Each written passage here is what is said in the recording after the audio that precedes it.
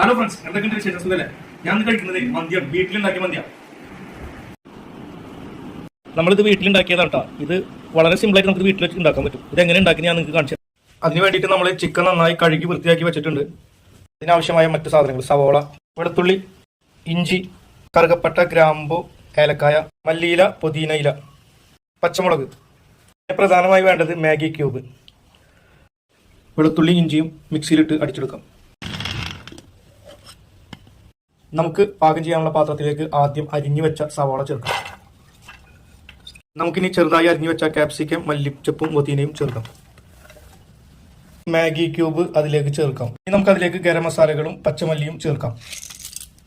കുറച്ച് കളർ ചേർക്കാം. കുറച്ച് സൺഫ്ലവർ ഓയിൽ ചേർക്കുക. കുറച്ച് ചെറുജീരകം ചേർക്കുക. ഇനി നമുക്ക് അതെല്ലാം കൂടി നല്ലപോലെ കുഴച്ചെടുക്കുക. മാഗി ക്യൂബിൽ ആവശ്യത്തിന് ഉപ്പുണ്ട്, പക്ഷേ ഞങ്ങൾ നോക്കിയപ്പോൾ കുറച്ച് ഉപ്പ് കുറവുള്ളത് കൊണ്ട് ആവശ്യമുള്ള ഉപ്പ് ചേർക്കുന്നു. നമുക്കിനി അത് അല്പം എടുത്ത് ടേസ്റ്റ് നോക്കാം. ഒക്കെ പാകത്തിനായിട്ടുണ്ട്, എല്ലാം പാകത്തിന് ചേർന്നിട്ടുണ്ട്. നമുക്ക് ആ മസാലയിലേക്ക് മെയിൻ ആയിട്ടുള്ള ചിക്കൻ ചേർക്കാം. സാധാരണ മന്തിയിലേക്ക് വലിയ കഷ്ണങ്ങളാണ് ഉണ്ടാകാറുള്ളത്. നമുക്കിനി മസാല നന്നായി പിടിക്കുന്നതിന് വേണ്ടിയിട്ട് ഒരു 2 മണിക്കൂറെങ്കിലും അത് മാറ്റി വെക്കുക. നമ്മളിനി അതിലേക്കുള്ള അരി എടുത്തിട്ടുണ്ട് കേട്ടോ. മന്തിക്ക് വേണ്ടിയിട്ടുള്ള അരി നല്ല വലിയ അരിയാണ് ഉപയോഗിക്കുന്നത്. മറ്റൊരു പാത്രത്തിൽ അരി വേവിക്കാനുള്ള വെള്ളം അടുപ്പത്ത് വെച്ച് തിളപ്പിക്കാം. നമുക്കിനി മന്തിക്ക് വേണ്ട മസാല വേവിക്കാം. ഇനി നമുക്കതൊന്ന് ഇളക്കി കൊടുക്കാം.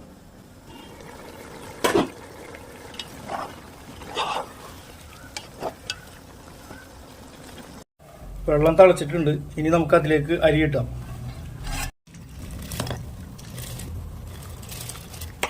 ഏകദേശം ഹാഫ് വേവായിട്ടുണ്ട്. ഇതിനി ഹാഫ് വേവായി കഴിഞ്ഞിട്ട് ഉണ്ടെങ്കിൽ നമുക്ക് ഊറ്റിയെടുക്കാം.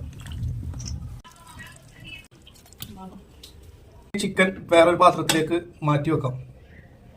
ചിക്കൻ ഊറ്റിയെടുത്ത ആ മസാലയിലേക്ക് നമുക്കിനി ചോറിട്ട് കൊടുക്കാം.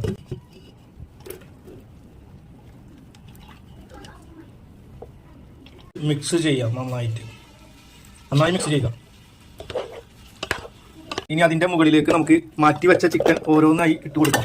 ഇനി അതിന്റെ നടുക്ക് ഒരു പിഞ്ഞാണം വെച്ചിട്ട് അതിലേക്ക് കുറച്ച് കണലിട്ട് കൊടുക്കാം.